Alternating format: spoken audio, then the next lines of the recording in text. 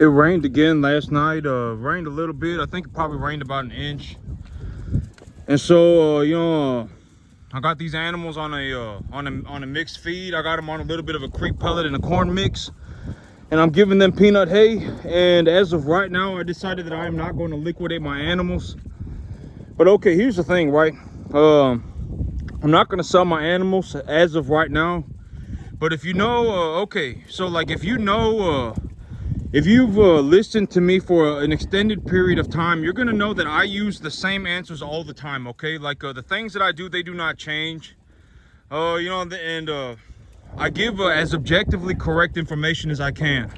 And I've already said that the only two times that I will ever liquidate my herd is number one, I need the cash. And number two, I do not have the capacity to appreciate the value of the animal profitably anymore. Those are the only two circumstances where I will liquidate my animals. And as of right now, I do not need cash. I'm not in like a desperate need of cash. If I made an extra $6 grand this month, it's not really gonna make or break me. It doesn't really matter. And so I don't need any more cash. The 12,000, like if I bring home $10,000-$12,000 worth of cash every month, that is enough money for me to go and do whatever I want. I don't need to bring home any more cash, right? And so, I don't need to bring home any more cash. I can buy whatever I want. And so I'm gonna let my animals go up in value a bit more. And so the only two times that I ever sell my animals, like 99.9999% of the time, is number one, I need the cash, and number two, I do not have the capacity to appreciate the value of the animal profitably anymore. Those are the only two times that I will do it, almost all the time. And so as of right now, I decided that I'm gonna hold on to my animals and I'm gonna let them go up in value a good bit more. And my big reason for that is right now I've got a lot of feed put away in storage. I put a whole bunch of feed away in storage, and it's still just sitting in storage. I put feed away in storage like a year ago, and I've just now gone through about half of it. And so as of right now, these animals, they're not having horrible digestive problems. They're doing good on the feed. And so I figured, I'm going to keep these animals, and I'm going to feed them the food so that I can get rid of the food. That's my big plan right now. I want to keep them so that I can feed them the food, so that I can, get them. I can get the food out of storage, and I can get new food put away. Here in about 2 or 3 months, when it gets hot outside, a lot of people are going to be cutting a lot of hay. A lot of people are going to be cutting soybeans. A lot of people are going to be just cutting hay all over the place, and I can buy feed for cheap then. I can buy a lot of feed for cheap then and put it away in storage. And so right now, I want to utilize last year's feed storage, and I want to utilize it, and I'm going to feed it to the animals. And so.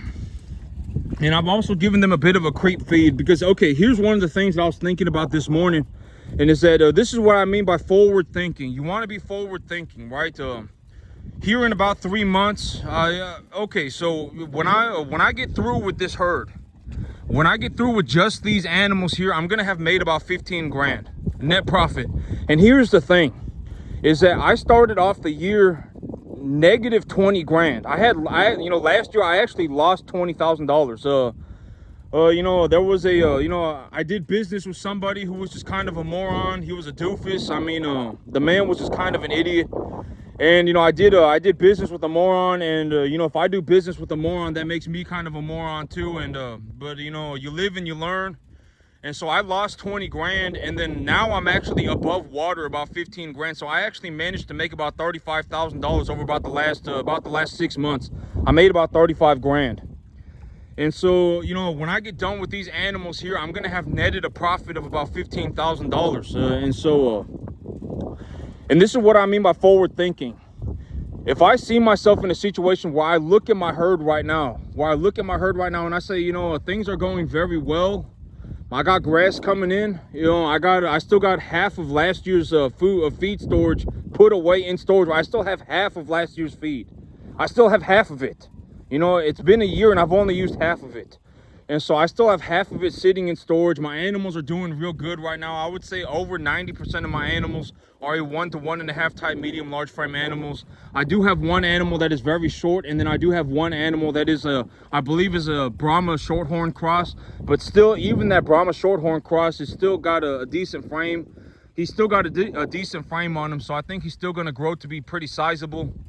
And so when I take a look at everything going on, I would say, you know, I got 42 animals. I got 42 animals right now, and I would say about more than 37 of them are going to be a medium to large frame, 1 to 1.5 type medium large frame animal.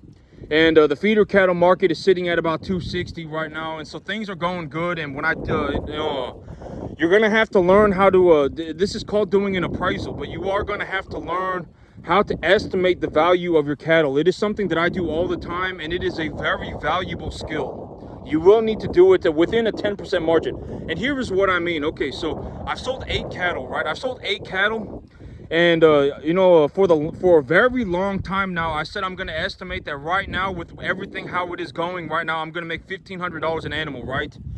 I'm going to make $1,500 an animal. That is what I've been estimating. And I sold 8 cattle and made $11,212. So I made like $1,425 or whatever, $1,440 per animal. And this is what I mean by, if you are 93% correct, it does not matter. 93% correct is just fine. Because right now I made it, you know, I may have made $1,425, $1,435 an animal, but next time that I sell animals, I got steers. I got big steers. The big steers are going to bring more per pound, and they're also going to be larger. You know, steers put on weight. The bulls put on weight faster than the heifers do, and they just get bigger than the heifers do. And so, you know, my steers, they're going to sell for a bit more. And so maybe I come home with $1,575, right? And then it averages out to be $1,500, right? This is what I've been saying for a long time. I've been saying this for months. I think I'm going to make it, you know, with everything going on right now, and with the body conditioning score of my animals, and with the weight that they are at, and the target weight that I am taking them to, I'm going to make about $1,500 an animal. And so far, I've made about $1,430 or something like that, right?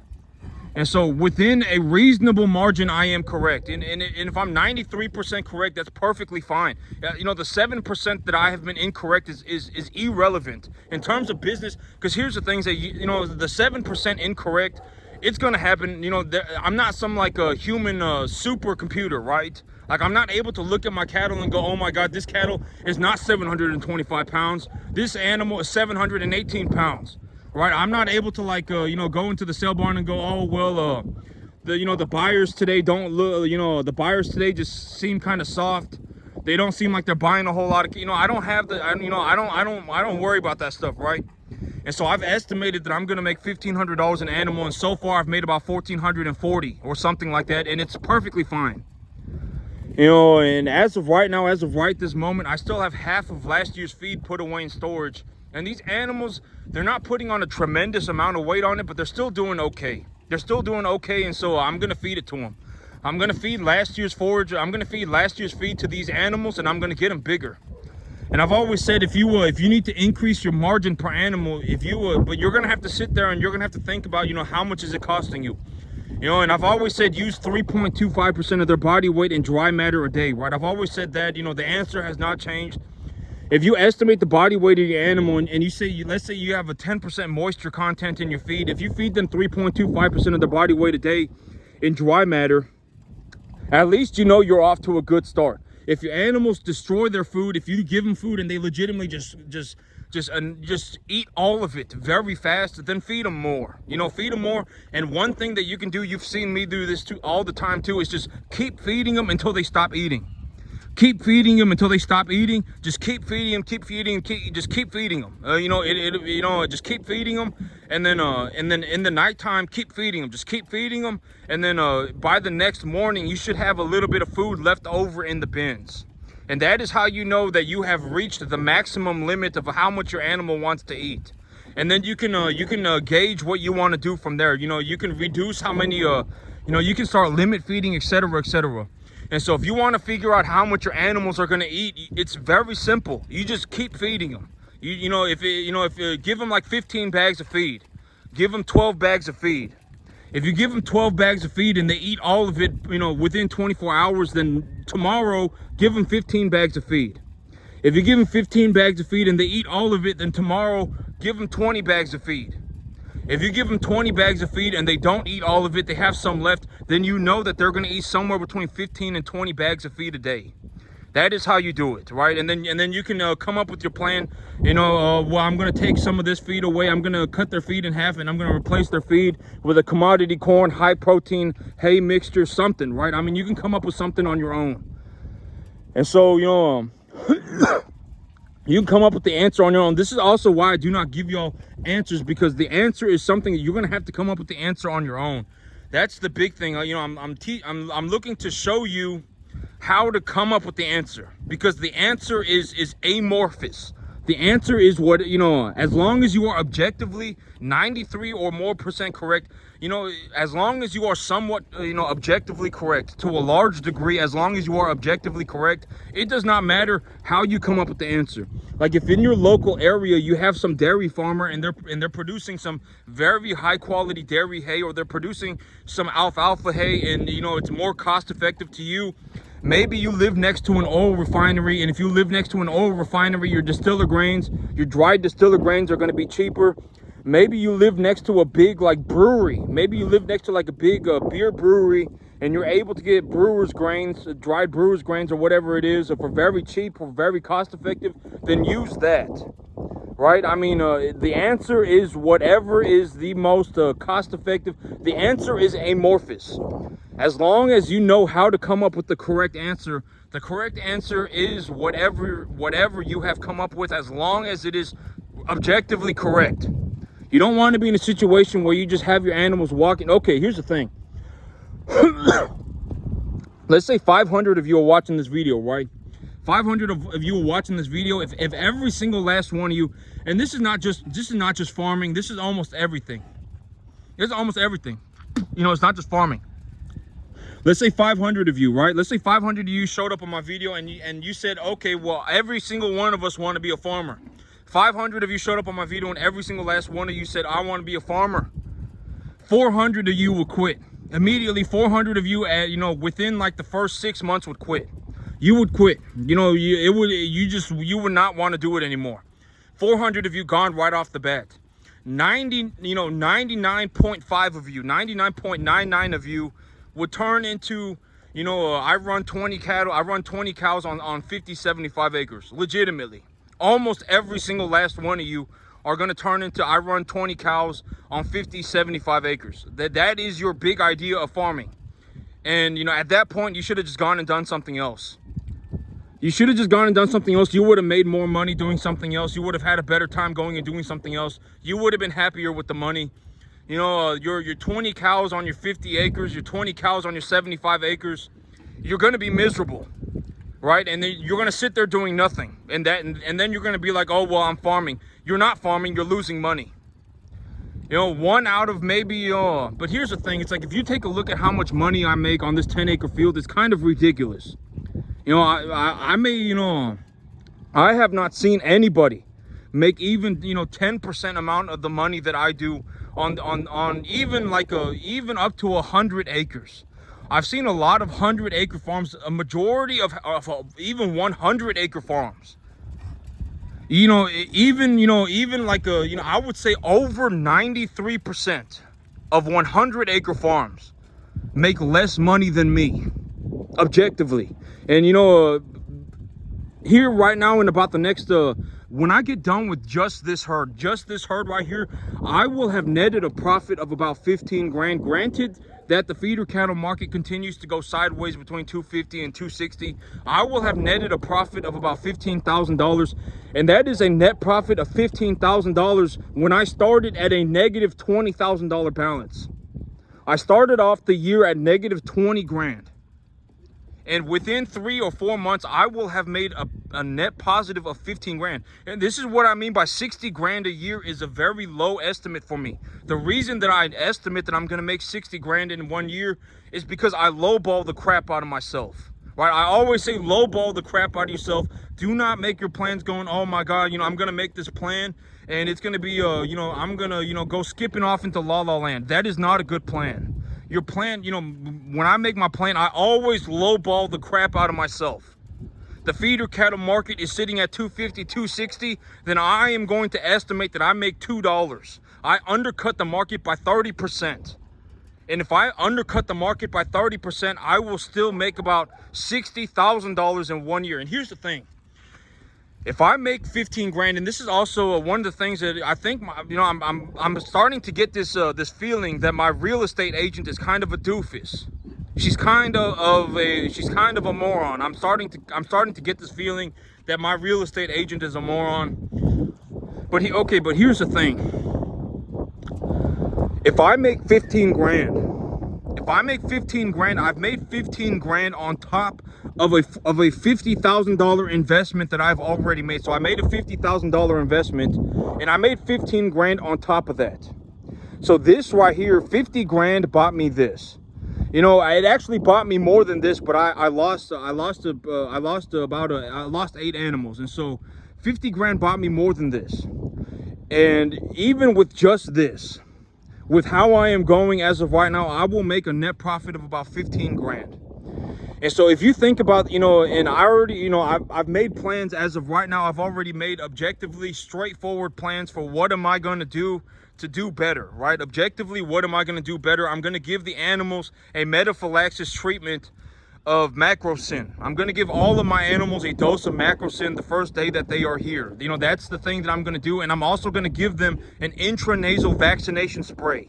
I'm not going to give my animals an injectable, a BRD vaccine anymore. Why? Because the BRD vaccine, the injectable BRD vaccine, one of the side effects of the BRD, two of the major side effects of the BRD injectable vaccinations is that, number one, when it comes, the calf essentially has maternal antibodies from about 3 to 5 until they are about 3 to 5 months old, and until they are about 3 to 5 months old, they will have maternal antibodies. And when the injectable vaccination comes into contact with the maternal antibodies, they will produce toxic compounds, which can get the animal sick. And number two, one of the side effects of injectable vaccinations, BRD vaccinations, is that it causes inflammation in the lungs. And so how do I get around that? I use an intranasal vaccination spray. So these animals, the new animals, as of right now, what am I going to do to improve the retention rate of my calves? What am I going to do to improve what am I going to do to improve what I'm doing? I'm going to utilize an intranasal vaccination spray, and I'm also going to give a metaphylaxis dose of macrocin to all of my animals the first day that they are here. And so if I reinvest all of my earnings, within 1 year, I will need to have purchased over 200 cattle. This is what I've been talking about from the very, for months now. If I just continue forward the way that I am going, I will need to have purchased over 200 cattle. I will need to purchase over 200 cattle to do what I need to do in terms of, reducing my income tax burdens and et cetera, right? And making myself money and et cetera.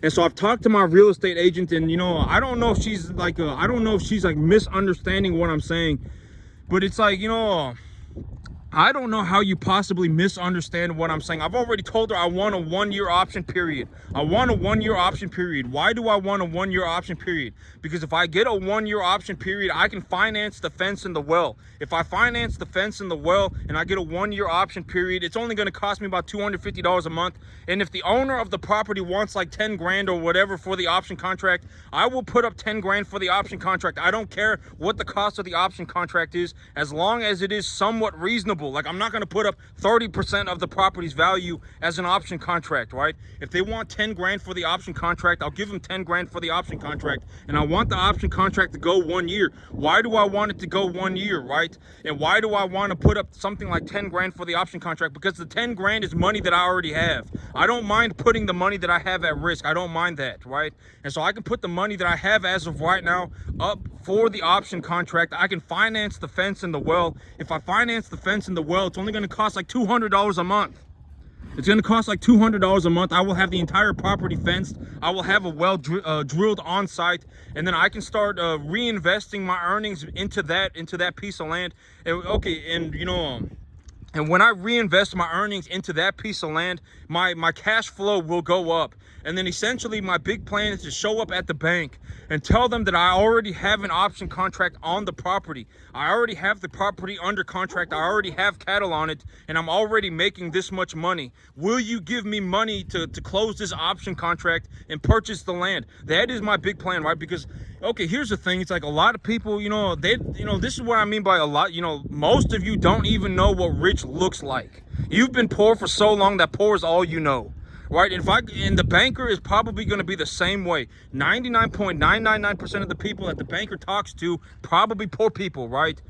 Granted that you're not at some super high-end bank. If you are at a super high-end bank, it's probably different. You disproportionately see more successful people.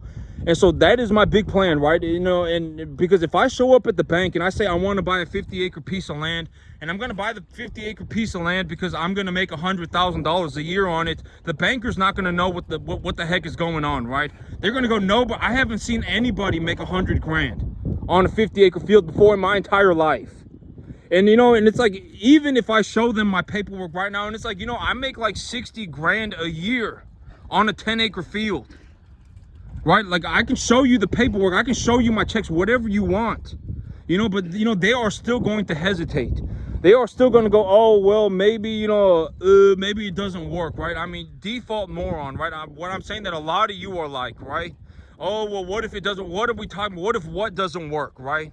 I mean, we are not going to wake up tomorrow and have discovered some new, people are not going to start eating bugs tomorrow, right? People are, people still want beef. At the end of the day, these animals are essentially the easiest way to see what I'm talking about is a majority of these animals are just plain old beef, just regular old beef. That is what they are. They are not some like a majority of these animals are just plain old beef. That is the easiest way to see what I'm talking about. And and there's always, as of right now, and probably for the entirety of my life personally, there will always be a market for plain old beef. And the plain old beef is going to be the price of plain old beef. If you go to the grocery store, chances are you are not going to be paying $1 per pound of steak tomorrow, right? Like, here's a good way to think about it. Like, okay, so when someone talks to me about the cattle market, right, and they say, oh, well, like, they have no idea what they're doing. And this is a very good idea. This is a very good example of what I'm talking about. Do you think that you're going to wake up tomorrow and pay $1 for a pound of beef? Right now, let's say the price of steak. The price of steak is $10 a pound. Let's just say it's $10 a pound.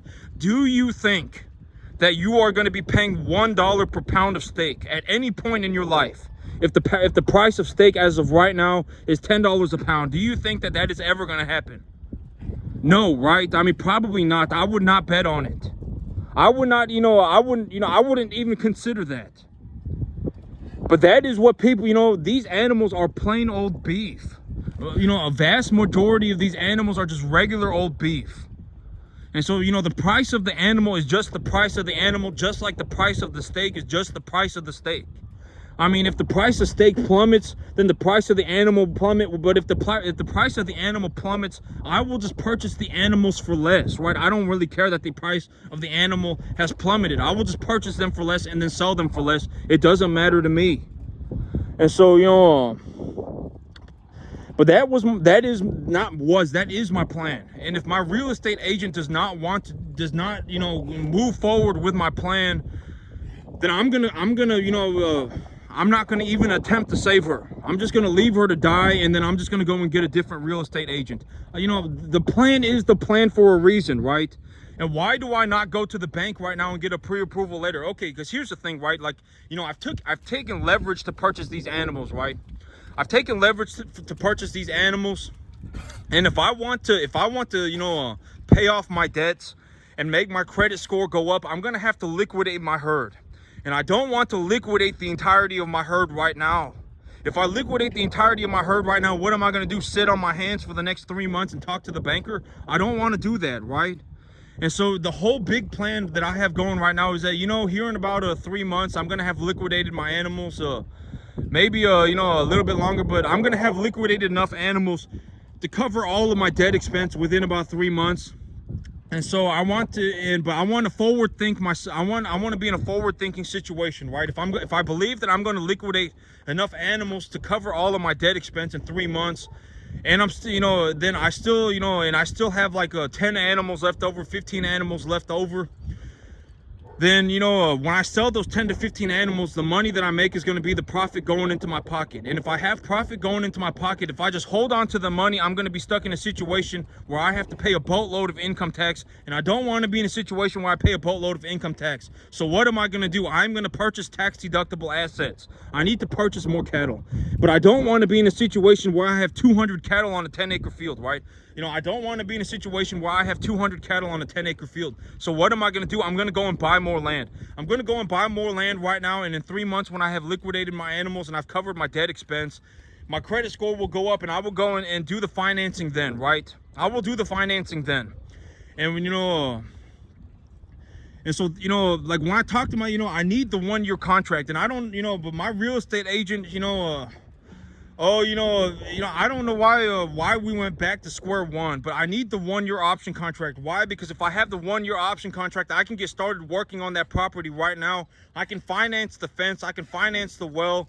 You know, that puts me at risk for about $250 a month. If I wanted to build a fence around my property, if I wanted to build a fence around the property, and if I wanted to drill a well, and I financed the cost of the fence and the well, it would cost about $250 a month. And so I could do that, and I could put 10 grand up for the option contract. The 10 grand that I have right now, I could put that up for the option contract. I don't really care about the 10 grand sitting in my bank account. You know, I can put that up for the option contract. And if I put that up for the option contract and I can get started on the new property, then now I have an opportunity to reinvest my earnings into the new field. And when I reinvest my earnings into the new field, my cash flow will go up. The amount of money that I get will go up. The amount of money that I make will go up. And when the amount of money that I make goes up, I will take that paperwork to the bank and ask for the loan then, right? I've already said this like 50 times.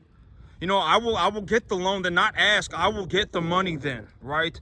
Because it's, you know, it's a very good argument, you know, like but that is the plan, and that is the plan for the reason that you know, that is the plan for a reason, right? And if my real estate agent is a moron, I'm just gonna go, you know, like if she does not have the capacity to understand what I'm doing, then I'm gonna fire her and get a new one.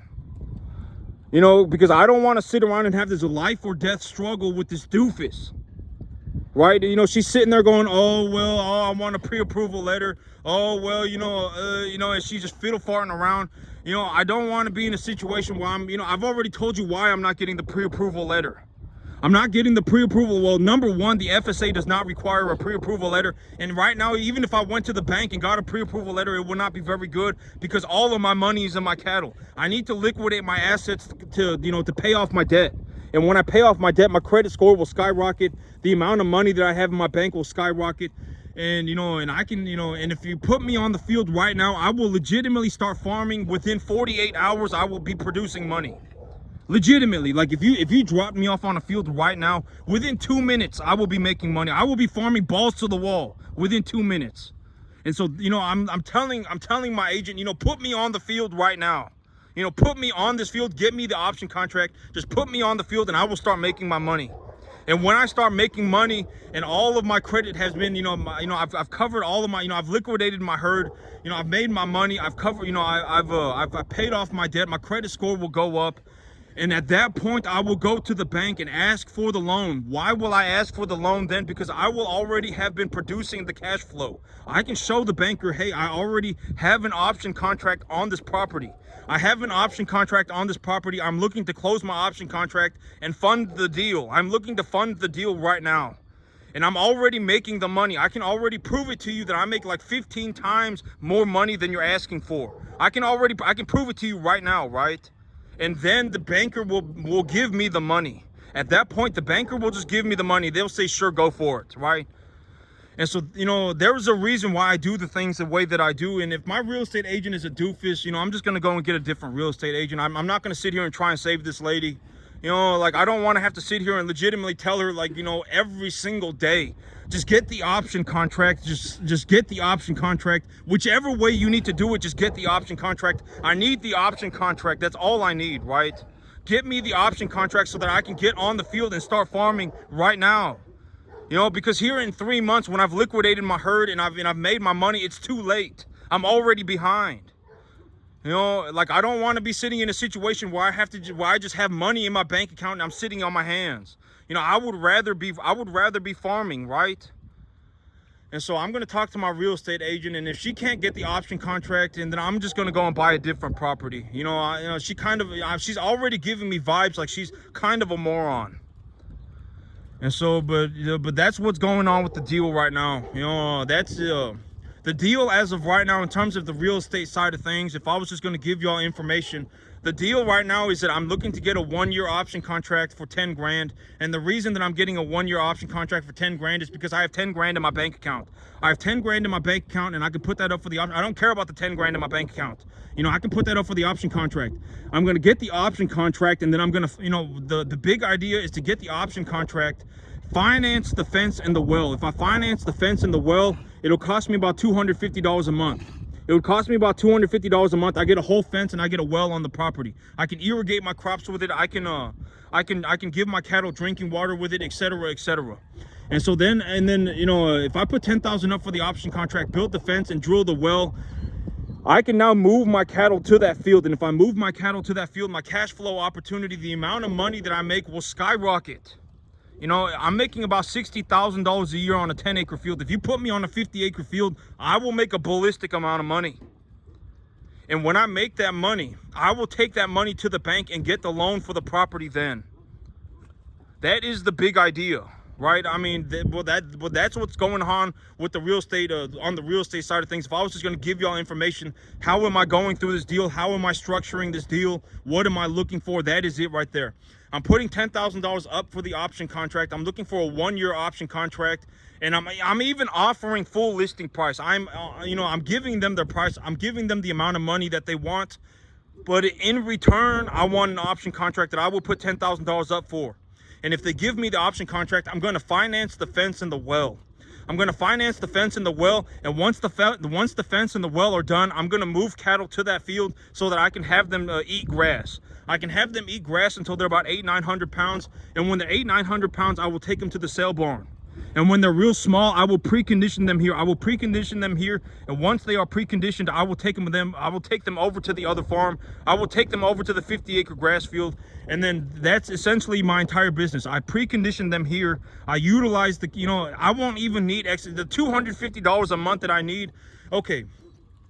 The $250 a month that I need right now to purchase a 50-acre field is irrelevant. I don't even consider it. Like, if you told me right now, if you legitimately want to go and buy a 50-acre field, if you buy a 50-acre field, you could run like 400 cattle on it a year. You could run like 200 cattle on it at a time. You know, you could genuinely go and make yourself like $40,000 a month. If you told me, legitimately I can go and make $40,000 a month, right? And if I'm in that situation and it's going to cost me $250 a month, the $250 a month is irrelevant.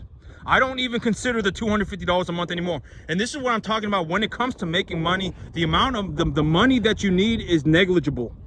You know, if you need $1,000 and you make, let's say you make $40,000 on that $1,000, the $1,000 that you need is negligible, right? You don't need large amounts of money to make money. And so, the whole idea of the real estate transaction right now is that I'm going to open up an option contract for 10 grand. The 10 grand that I have in my bank account right now, I'm going to put that up for an option contract. I'm going to put that up for an option contract. It's going to go for 1 year. I won't have to pay anything for a year. I can utilize that field for 1 year. And when I utilize that field, I'm going to finance the fence and the well. And the fence and the well, if I finance the fence and the well, it's going to cost about $200 a month. And on a 50-acre field, I can put about 200 cattle on it at a time. And if I put 200 cattle on it at a time, and I run 2.5 lot of cattle a year, that is 500 animals a year, including the 100 animals a year that I am running here. So it'll be about 600 animals a year. And if I run 600 animals a year and I make $500 an animal, that is $300,000 going into my pocket. And $500 a month of $500 a year, $500 per animal of net profit is very low for me. If I have them on grass, that is very low. And so realistically, I would say if I'm gonna lowball myself, I would say $250,000 a year is the money that I make. And so, you know, there is a reason why, and this is why I'm saying I risk $250 a month. I risk $250 a month to make $250,000 a year. You know, this is how you want to structure your deals. You always want to make sure that you have a tremendous opportunity to make money. Like, you know, I put $1,000 into this thing and I make 100 grand out of it. That is how you want to structure your deals. I put $1,000 into this thing and I make 10 grand out of it. That is how you want to structure your ideas. I risk $250 a month. I risk $250 a month, and it opens an opportunity for me to make $250,000 a year. Right? And then at that point, even if I have to finance the, you know, even if I have to go to the loan, or if I have to go to the bank and get the loan, even if they charge me $2,000 a month, if I'm making $250,000 a year, the $2,000 a month that the bank wants for the money is irrelevant. It is irrelevant money. Don't even consider the 2 grand. Don't even consider the 2 grand anymore. If you genuinely see an opportunity to make yourself like $20,000, $25,000 a month, don't even worry about the 2 grand anymore. The 2 grand has become negligible. I'm telling you, don't even worry about the money. The 2 grand that you need, you will have it. If you genuinely have a good structured idea and what you are trying to do and how you are going to accomplish it, not even try. If you have a good idea of what you are going to do and how you are going to do it and why you are doing it, and you have a reasonable idea on the appraisal value of your assets, how much are these assets worth right now and in the future, how much are they going to be worth, right? With the current market conditions, how much are they worth? If you have the capacity to appraise your assets, that is the stuff like that. It's more important to think about stuff like that. How, you know, how do I recognize a 1 to 1.5 type animal? It's more important to think about stuff like that than, oh my God, I don't have 2 grand. If you get stuck in a situation where you are like, I don't have 2 grand, and you become, oh, you know, I don't have to, that's who you become. That is now your identity. I can't make $25,000 a month because I don't have $2,000. Then you are stuck like that forever. You know, you are stuck like that forever, and then you are going to die that way. I'm telling you. And you do not want to be stuck in that situation forever. If you get stuck in that situation forever, I mean, most of you are going to get stuck in that situation. If you are watching my, 500 of you, let's say 500 of you watching my video, right? I would say about 400 of you by default are going to get stuck in that situation. You know, oh my God, you don't even have $1,000. You don't have $2,000. And that is the thing that you are thinking about on a very regular basis. You're not sitting there going, oh man, if I found some way to actually, if I went and bought a field, if I went and bought a 20-acre field right now, I could buy a 20-acre field for like $1,000 a month. If I went and bought a 20-acre field right now for $1,000 a month and I planted it with hay, I could legitimately grow enough hay on that field to run like 200 cattle a year on it. You could legitimately, be in a situation where you are risking $1,000 a month to making 100 grand a year. That's the kind of stuff you need to be thinking about. You don't need to be sitting in a room, like fiddling your own dilly saying that, you don't have $1,000. You don't want to be like that. If you are like that, you are stuck like that forever. I'm telling you, you are. You want to be in a situation where you go, oh, if I put $1,000 into this thing, if I put 20 grand a year into this thing, I can make a 500% return on my money. Logically, I can make a 500% return on my money. That is how you want to be thinking. If I put $1,000 a month into this thing, if I put $1,500 a month into this, if I put 20 grand a year into this thing, I can make 100 grand a year on it. That is the kind of stuff you want to be thinking about. You don't want to be sitting in a room going, oh my God, I don't have 2 grand. Oh my God, I don't have $1 grand. Oh my God, everything, everything's falling apart. You don't want to be stuck sitting there like that. You want to be thinking about realistic opportunities to put yourself on an upward trajectory. And this is a very, because this is something that I am doing right now. I am actually doing this in real life. I am structuring a deal where I risk about $250 a month to make about $250,000 a year. You are watching me structure this deal in real time. This is something that I am doing as of right this moment. And how am I doing it, right?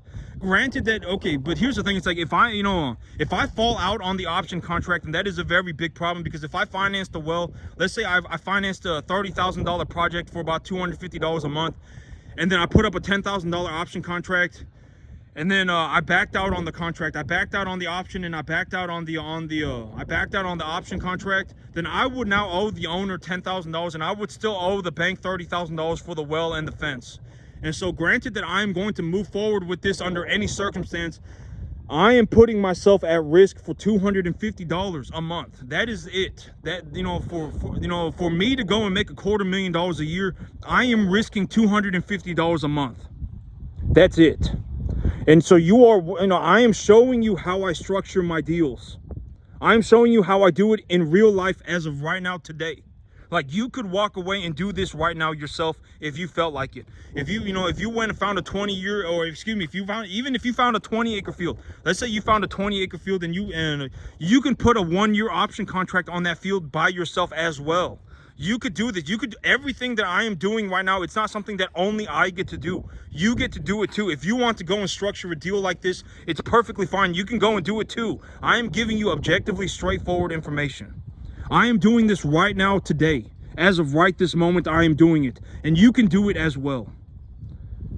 And so listen to the things that I'm talking about, and and listen to why I do the things that I do. I am risking $250 a month to make $250,000 a year. That is a very good thing to do, right? And after the year, when the option contract comes to an end, either I finance the property in advance, or I let the option contract go to its termination period, and then I finance the deal. But at that point, once I am making the money, the $1,500 or $2,000 a month that the bank wants will be coming from the field itself. I will be utilizing the cash flow from the field to cover my debt expense. And so at that point, if I'm genuinely making $250,000 a year, I'll probably end up even making more. If I make $250,000 a year, $24,000 a year is negligible money. I will, this is what I'm saying, do business with rich people. If you give me my 50-acre field, if you give me my 50-acre field and let me do what I need to do, I will go and I will make my $250,000 a year, and I will write you your $24,000 a year check. I don't care about the 24 grand. This is what I mean by, you want to do business with rich people, right? The 24 grand is negligible money. If you genuinely finance the deal for me, and the deal that I'm already making $250,000 a year on, on this field, I'm making $250,000 a year. And if you financed me the money and then gave me the money and let me go and do whatever it is that I do, go and let me do my thing, I will come back with a drastic sum of money. And if you want 24 grand for that money, I will give you 24 grand. I will write you that check. I don't care about the 24 grand.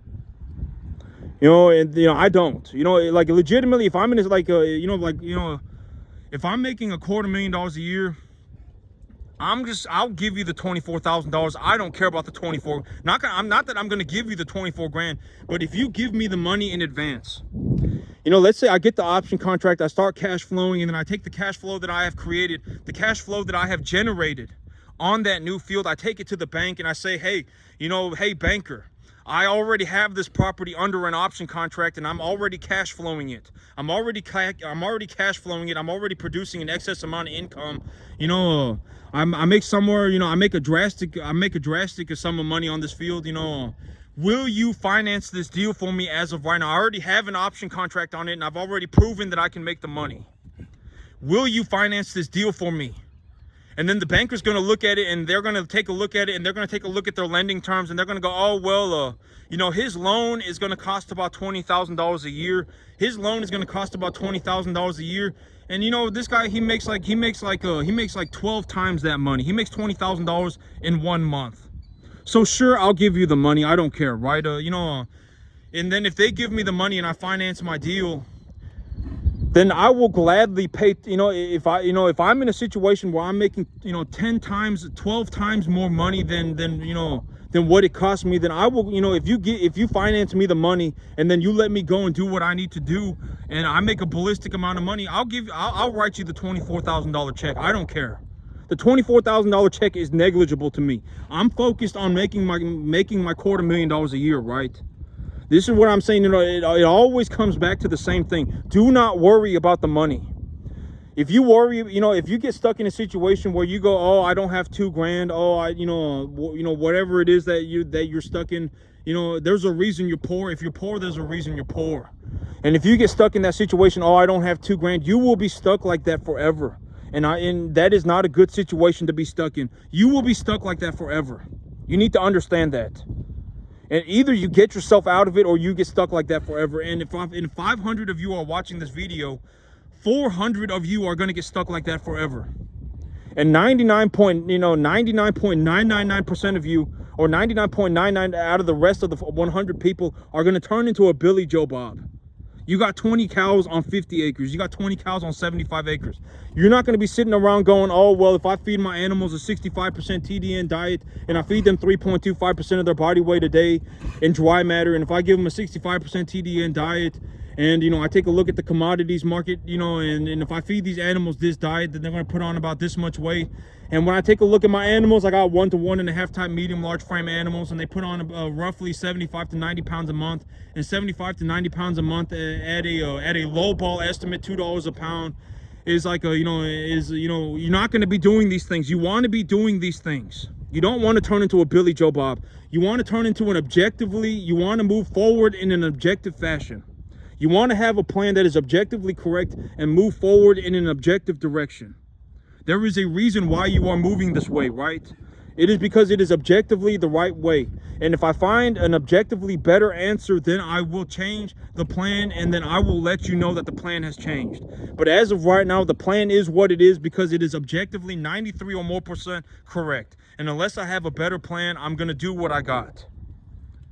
You need to learn how to think, and you need to learn how to forward think and be objectively straightforward with your plans. And you want to move in a straightforward direction. You don't want to start zigzagging all over the place. Oh, I'm going to try this, and then I'm going to go and do that, and then I'm going to go and do this, and I'm going to go and do that. Like me, if I woke up tomorrow and I said, you know, I'm not going to worry about farming anymore. I'm just going to go into, whatever. I'm just gonna go and go be a car salesman. I'm gonna go and be a car salesman, and then when I'm gonna do that for a couple years, and then when I go and be a car salesman for a couple years, I'm gonna go and I'm gonna buy a Pepper Ridge Farms route, and then I'm gonna go and do that, and then I'm gonna go apply at the UPS office. It's nonsense. You need to, this is what I mean by, if you really want to make it as a farmer, the only thing that you can ever want to do is farm, forever, for the entirety of your life, 24 hours a day, 365 days a year. If you actually want to make it as a farmer, the only thing you can be thinking about 24 hours a day, 365 days of the year for your entire life is farming. If you go, oh, well, I'm going to go and be a car salesman tomorrow, and then I'm going to go and I'm going to change my job tomorrow, and then I'm going to change my job again in 5 years, and then I'm going to go and do a different career in 10 years, you're not going to make it. If you legitimately want to, even if you want, most of you are not even going to get to the 10% mark of what I do. And you do not want to turn into a Billy Joe Bob. If you turn into a Billy Joe Bob, it would have actually been better that you quit. Because in reality, you're just going to hemorrhage money forever. You're going to hemorrhage money forever. You're going to lose money forever. And at that point, you don't want to end up as a Billy Joe Bob. And if you drive around, you're going to see a lot of Billy Joe Bobs. You're going to see a lot of Billy Joe Bobs. They got their animals walking around on brush. Their animals are bone thin. They got 20 cows on 75 acres. I've seen a lot of them. And they are all over the place. And you do not want to end up as a Billy Joe Bob.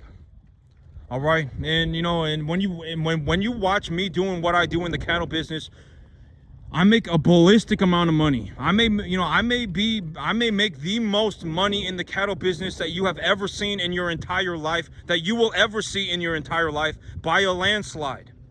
Making $60,000 a year on a 10-acre farm is kind of ridiculous. And I'm gonna leverage that money to buy myself a 50-acre field. I may be the best cattleman that you have ever seen in your entire life, that you may ever see in your entire life. People might not even get to the 10% mark of what I do. Most people cannot even get to the 10% mark. And when you watch what I do, understand that what I do makes a ballistic amount of money. There is a reason why I make a lot of money. Listen to how I structure my deals. Listen to how I run my cattle. Listen to how I grow my grass, right? And just absorb it. Absorb everything that I got going on, because at least you understand that what you are absorbing is something that is making a lot of money, a massive amount of money. Legitimately so much money that I can do whatever I want. I can genuinely go and do whatever I want. People's opinions no longer even matter to me. That kind of money.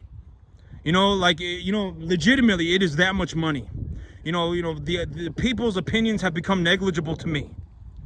That is how much money I make, and a lot of you will not even be able to do that.